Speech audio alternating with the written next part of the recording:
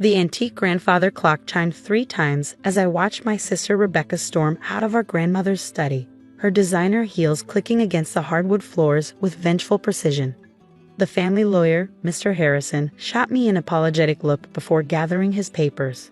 "Miss Clark," he said softly, "your grandmother was very clear about her wishes. The estate belongs to you. My name is Olivia Clark, and at 28 years old, I had just inherited not only my grandmother's substantial fortune, but also her business empire, Clark Industries, a fact that my older sister found absolutely unacceptable. I ran my fingers along the smooth mahogany desk where my grandmother had spent countless hours teaching me everything she knew. If only Rebecca understood that this moment had been years in the making. "She'll contest it," I said, not looking up. "You know that, right?"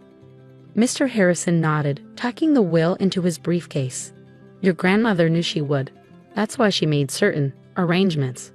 5 years ago, when I moved in with my grandmother after graduating college, everyone assumed it was because I had nowhere else to go. Rebecca had called me a failure, pointing out how she was already a successful corporate lawyer while I was living off Grandma's charity.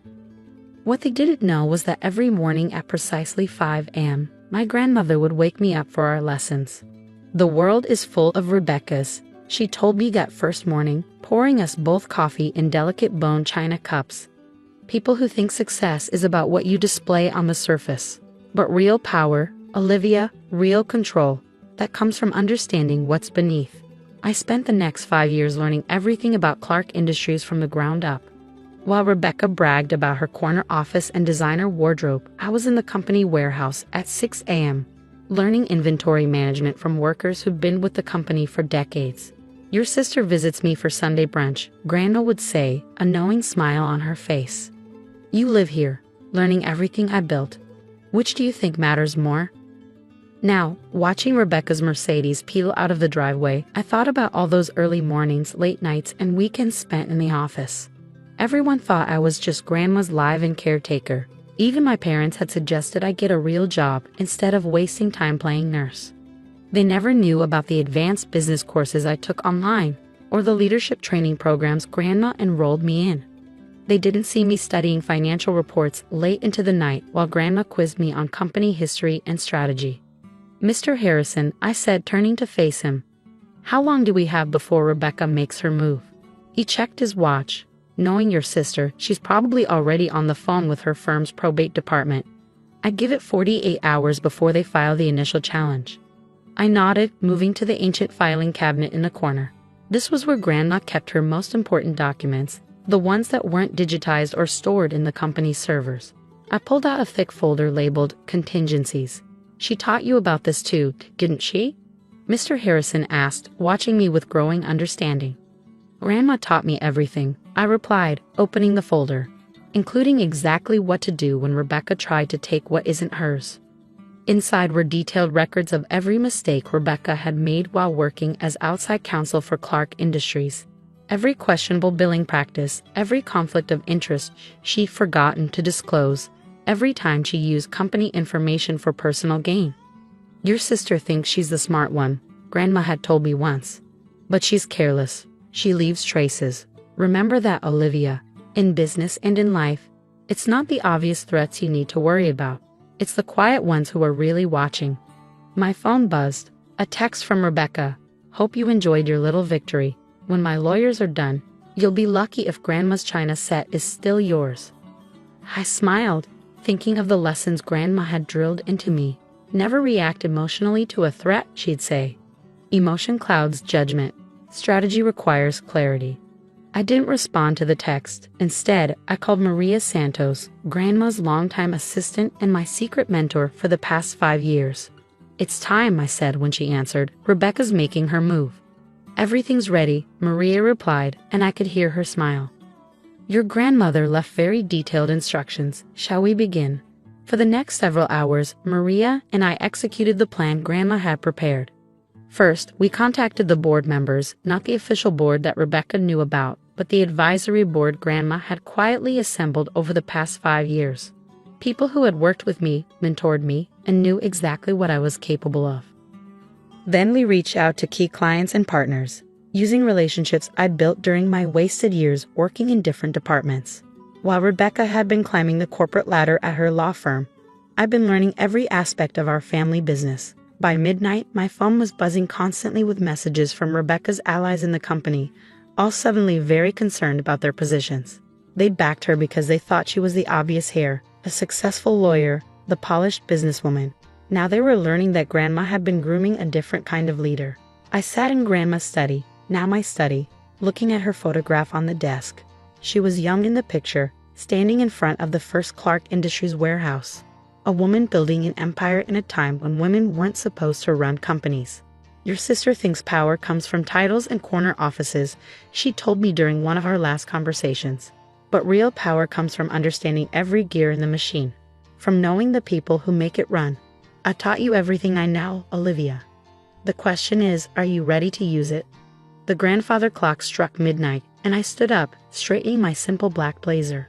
Rebecca would arrive at her office tomorrow to find that several key clients had already called to express their confidence in my leadership.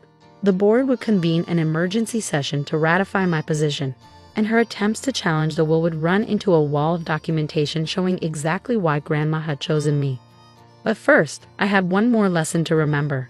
I opened Grandma's safe, using the combination she taught me years ago, and pulled out an envelope marked for Olivia, when Rebecca shows her true colors. Inside was a letter, written in my grandmother's elegant hand. My dearest Olivia, if you're reading this, then Rebecca has reacted exactly as I knew she would. Power reveals people, darling. It shows us who they truly are. Your sister sees the world as a game to be won. You see it as a legacy to be preserved. That's why you're reading this letter in my study, and she's probably sitting in her office right now, plotting her next move.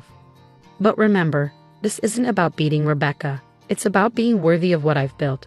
I chose you not because you're smarter or better, but because you understand what Clark Industries really is, a family of people working together to build something meaningful. Don't let anger or resentment guide you. Lead with the wisdom I know you possess. And remember, sometimes the greatest victory isn't in defeating your enemies, but in showing them a better way. All my love, Grandma. I folded the letter carefully, placing it in my desk drawer. Tomorrow would bring challenges, but I was ready. Grandma had made sure of that. My phone buzzed again. Another angry text from Rebecca. I smiled, thinking of all the lessons, all the early mornings, all the quiet preparation that had led to this moment. Rebecca thought she was at war with her little sister. She had no idea she was facing someone who'd spent 5 years learning to be a general. The morning after the will reading dawned bright and cold. I arrived at Clark Industries headquarters at 5 a.m., a habit I couldn't break even now. The security guard, Tom, greeted me with a knowing smile. He'd seen me arrive at this hour hundreds of times over the past 5 years, though until yesterday everyone thought I was just the boss's granddaughter who helps out. My first stop was the executive floor, not to my grandmother's old office, but to the small conference room where the real work happened. Maria was already there, surrounded by documents in her ever-present laptop. Rebecca's lawyers filed the challenge an hour ago, she said without looking up. They're claiming diminished capacity and undue influence. I poured myself coffee in my grandmother's old mug, right on schedule. Have they realized yet? Maria's smile was sharp. That your grandmother had quarterly psychological evaluations for the past 5 years? Or that every major decision about your training was documented and witnessed by independent parties? The filing just landed on Mr. Harrison's desk. He's probably enjoying his morning coffee while reading it. At 9 a.m. sharp, my phone rang. Rebecca. You think you're so clever, she hissed when I answered, but I just spoke to the board. They're calling an emergency session to review Grandma's decision. You really think they'll support some inexperienced little girl over me? I let her rant, remembering Grandma's lessons about patience. The meeting's at 2 p.m., I said when she finally paused for breath. I'll see you there. What Rebecca didn't know was that I'd spent the past 5 years getting to know every board member, not through fancy dinners or social events, but through actual work. Mr. Chen from operations had taught me supply chain management. Mrs. Rodriguez had mentored me in finance. They'd watched me learn, grow, and prove myself while Rebecca was busy climbing the corporate ladder elsewhere. At 1:55 p.m., I walked into the boardroom. Rebecca was already there, wearing an expensive suit and a confident smile. She'd arranged her allies on one side of the table, leaving me to face what she thought was a united opposition. Before we begin, Rebecca announced, standing up, I think we need to discuss the stability of Clark Industries under its current situation. My legal team has prepared a detailed analysis of why my grandmother's decision needs to be reviewed. I waited until she finished her practice speech about experience, qualifications, and her deep concern for the company's future. Then I nodded to Maria, who started distributing folders to each board member. What's this? Rebecca demanded, flipping through the contents. A 5-year strategic plan for Clark Industries, I replied calmly, one that I developed with input from each department head, based on my direct experience working in every division of the company. The board members were reading now, their expressions changing as they recognized projects they'd discussed with me, improvements they'd suggested, innovations they'd dreamed of. Furthermore, I continued, you'll find audited financials for the divisions I've been quietly managing for the past 3 years. Average growth of 27% year-over-year, employee satisfaction up 40%, and client retention at an all-time high. Rebecca's face had lost its confidence. That's impossible. You were just Grandma's caretaker. Mr. Chen cleared his throat. Actually, Miss Clark, your sister has been effectively running our Asia-Pacific operations since 2021. That expansion plan you praised last quarter. That was her work. Mrs. Rodriguez nodded. And the new financial modeling system the company adopted last year, Olivia developed that after spending 6 months analyzing our inefficiencies. One by one, board members began sharing stories of projects I'd worked on, problems I'd solved, innovations I'd implemented. Allah, Rebecca thought I was just playing nurse to our grandmother. This is ridiculous, Rebecca snapped, but her voice had lost its edge. I'm a qualified corporate lawyer. I have actual business experience. Yes, I said softly, you're a lawyer. But I'm a leader. Grandma knew the difference. I pulled out one final document, the letter Grandma had left for this exact moment.